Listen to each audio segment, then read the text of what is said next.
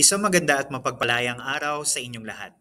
Ang tatalakayin natin ngayon ay tungkol sa varieteng sosyological. Sociolek o social dialect. Mga baryasyon ng wikang ginagamit ng mga speech communities o komunidad pangwika ayon sa uri ng edukasyon, trabaho, edad at iba pang panlipunang sukatan. Ito ay ayon kay Ocampo, 2002. Ito ay uri ng wika na ginagamit ng isang partikular na grupo. Ito ay nahahati sa dalawa, ang formal at di formal.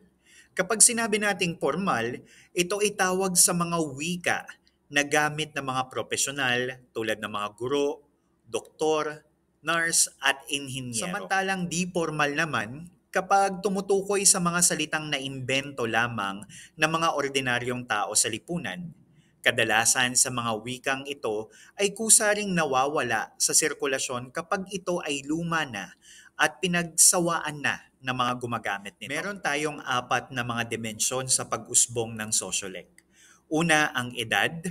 Ikalawa, kasarian. Ikatlo, katayuan sa buhay. At pang-apat, klase ng lipunang ginagalawan. Isang pag-aaral na binanggit no Ocampo noong 2002 ay tungkol sa kaugnayan ng elemento ng lugar ng okupasyon at status ng sosyo-ekonomiko. Lumilitaw sa pag-aaral na nagkakaiba sa bigkas ang mga salespeople sa tatlong department store sa New York City. Ang Saks, tinatawag na mataas na status, Macy's, panggitna, at Klein, mababa. Ang baryasyon batay sa edad ang pinakaprominente sa lipunan. Litaw na litaw ang kaibahang ginagamit ng mga batang speaker mula sa kanilang mga lolo at lola. Hindi sexist ang wikang Tagalog. Ito ang kinalabasan sa pag-aaral na isinagawa ni Estrada. Walang pag-iiba sa lalaki at babae ang wikang Tagalog, di tulad ng Kastila na gumagamit ng el at elia, o nuestro o nuestra, at Ingles na gumagamit ng he or she o mankind. Ang Tagalog ay gumagamit lamang ng siya at sangkatauhan o kadalasan mas ginagamit natin ang tinatawag nating panghalip panao. Mayroon tayong tinatawag na iba't ibang anyo ng sociolek. Ang una ay tinatawag nating gay lingo o swordspeak. Mga salitang ginagamit ng mga bading sa pakikipag-ugnayan sa kapwa. Ito ay tinuturing na isang secret code ng iba dahil sa mga salitang ginagamit. Ayon kay Roque sa kanyang pag-aaral tungkol sa gay lingo, ang gay lingo daw ay may abilidad na bigyang kulay at saya ang isang lipunan tulad ng lipunang Pilipino. Sa kanila nagmula ang salitang bongga, talbog at ang kuno. Sumunod ay Bekimon. Ang terminong Bekimon ay nilikha ni Bern Joseph Persia, isang aminadong Bekimon.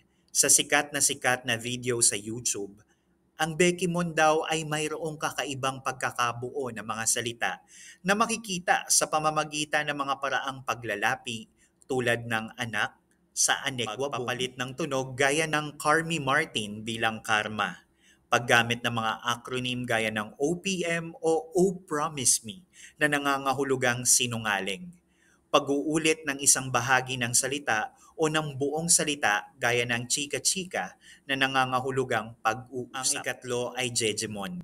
Ang mga Jejemon ay mga taong sumusunod sa tinatawag natin ngayong New Improved Generation. Dahil sa paraan nila sa pagsulat at pagbaybay ng mga salita sa text messages, ang pagpapahaba ng mga salita sa pamamagitan ng pagdaragdag ng mga letrang H, W at Y at Z, at paggamit ng mga numero kapalit ng ilang letra. Halimbawa, sa number 4, pinapalitan ang letrang A at sa number 1, pinapalitan ang letrang L. Ginaya ni Eros Atalia ang Jejemon language sa mga naunang salita noong dekada 70, tulad ng kilig to the bones. Ang sumunod, ang konyo. Ayon sa kasaysayan, ang pinanggalingan ng salitang konyo ay noong ika-19 na siglo.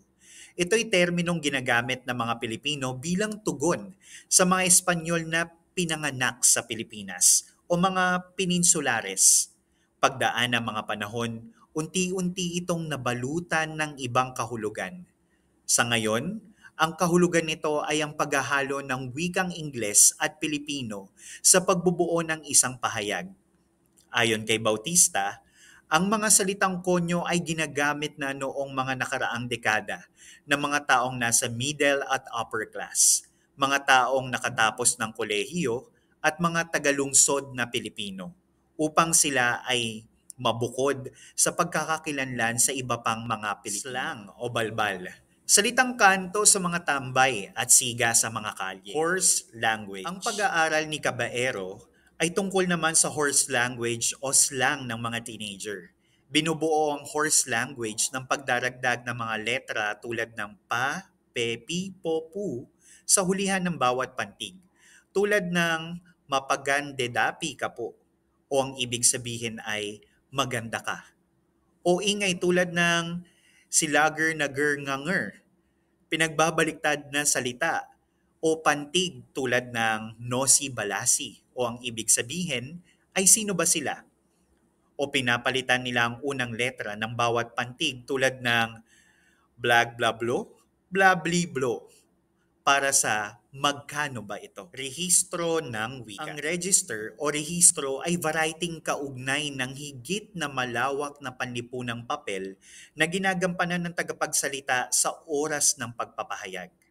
Halimbawa, may tinatawag na scientificong register, relihiyosong register, o panserbisyong pampublikong register. Isa pang pinanggalingan ng baryasyon ng pananalita ng individual ay depende sa sitwasyon ng paggamit.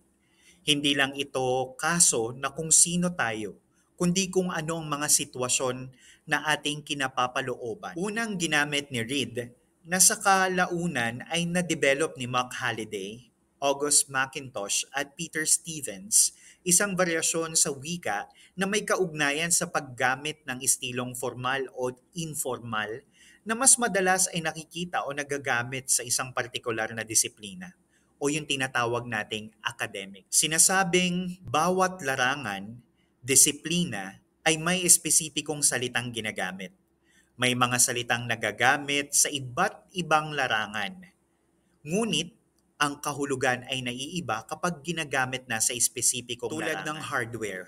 Sa business, ang kahulugan nito ay isang negosyo.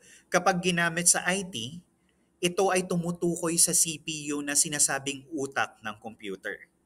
Isa pang halimbawa ang salitang stroke na kapag ginamit sa larangan ng medisina ay nangangahulugang pagtaas ng blood pressure. At kung gagamitin naman sa larangan ng pagpipinta ay nangangahulugang kurba. Mayroon tayong tinatawag na tatlong dimensyon ng rehistro. Ang una ay tinatawag nating field o konteksto. Layunin at paksa ayon sa larangang sangkot sa komunikasyon. Ano bang sitwasyong gagalawan? Halimbawa, paano ka magtatalumpati sa una, kasal ng iyong boss sa isang mamahaling hotel. Ikalawa, kaarawan ng matalik na kaibigan sa isang bar. Ikatlo, lamay ng tatay na iyong kasama sa trabaho. Ikalawa, mode o paraan. Paraan kung paano isasagawa ang komunikasyon. Pasulat ba o pabigkas? Inihanda ba o biglaan? Halimbawa, pareho lang ba? Pagsulat para sa basahin o pagsulat para bigkali ang tenor?